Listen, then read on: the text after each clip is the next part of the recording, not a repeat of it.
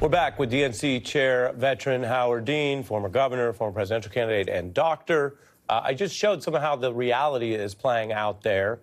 What does the opposition do about that?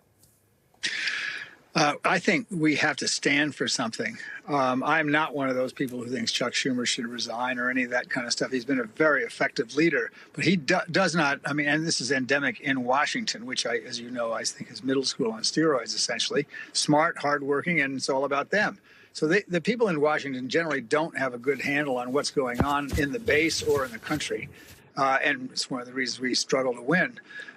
So we really need to be outside Washington. That's where our message needs to come from. I do think the Democrats ought to be having town meetings, and I like this idea that's been floated, and I think it's where Democratic congressmen go and have town meetings in Republican districts, since the Republicans aren't doing town meetings. We've got to, and I've said this before on this show, we've got to be out there knocking on doors. And I don't mean the congressmen. I mean people running for the local offices and the DNC. Which you have a track record on from Democracy for America. I mean, but you specifically on DFA and other efforts. Since you mentioned Schumer, let me play what he's saying. That's his side of the story, as well as his interview with Chris Hayes. Take a look. Democratic leader Chuck Schumer explained his decision to vote for the Republican bill. I think there is a deep sense of outrage and betrayal. There's only one choice to going along with it: shut down.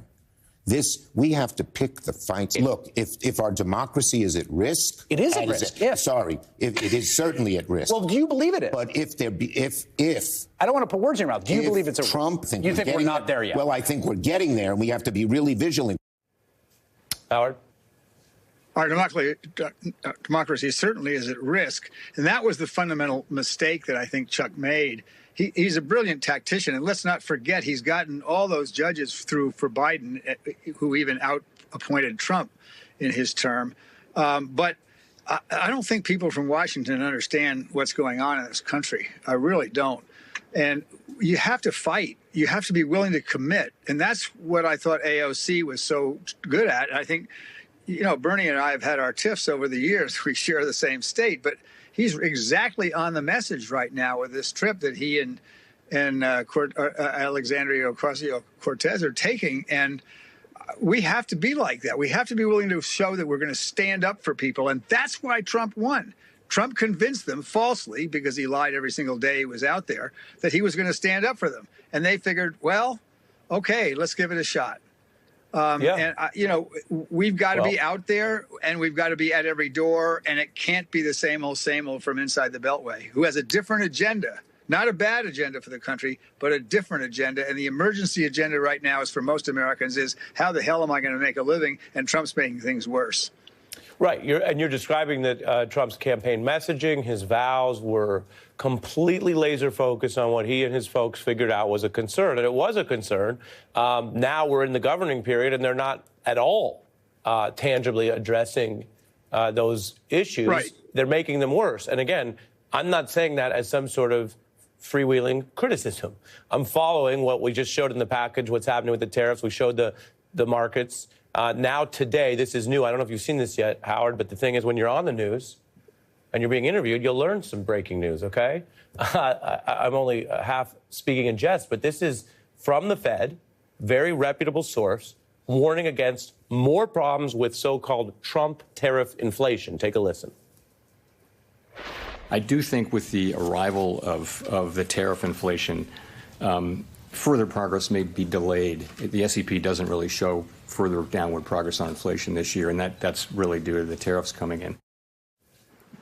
That's a rejection of these policies and saying it could get worse.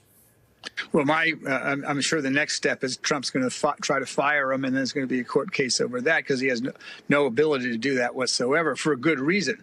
You know, he represents a pretty sensible approach to the economy. We may or may not disagree with Fed chairman, but for the most part, with a couple of exceptions, they have been very helpful in fending off disaster. And Bernanke certainly was helpful in fending off the disaster of the Bush collapse, or the banking collapse. So, yeah, he's speaking truth to power, and Trump will try to fire him, and he'll lose that fight. Trump doesn't know what he's doing. I mean, this stuff about tariffs, he has a fixation about it. It's crazy. and it's going to cost us a lot of money. My heating bill is in solely gas and electricity that comes from Canada. I'm going to pay 25% or whatever it is more on my heating bill. There's a whole lot of people. Now, this is a pretty blue state, but that's going to happen in Montana and Idaho and all these places that aren't blue states. North Dakota is another one.